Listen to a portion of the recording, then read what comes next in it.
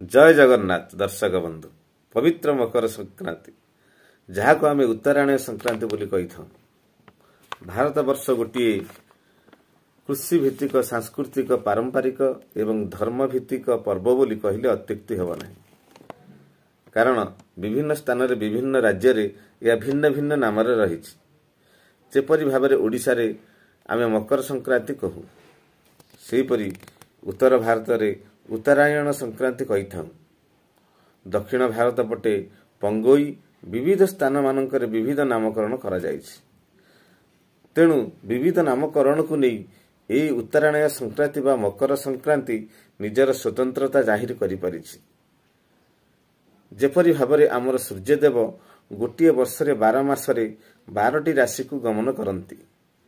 आमे जानिछे आमर सौर गणना अनुଯାयी सूर्यदेव जेतेबेले गोटे राशि को छाड़ी अन्य गोटे राशि को जाती जो दिन जाती ताहाकु आमे मकर संक्रांति बोली कहती।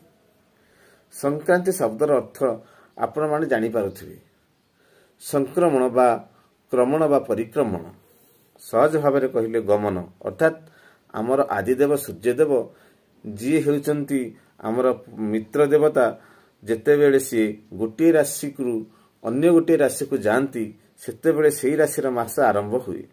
सेहीपरि भाव में जेतेबेले सूर्यदेव धनु राशि को छाड़ी मकर राशि को अवस्थान करने को जिबे जो दिन जिबे सेही दिन ही मकर संक्रांति अर्थात मकर संक्रांति दिन ठारो ही मकर मासर शुभ आरंभ हुए।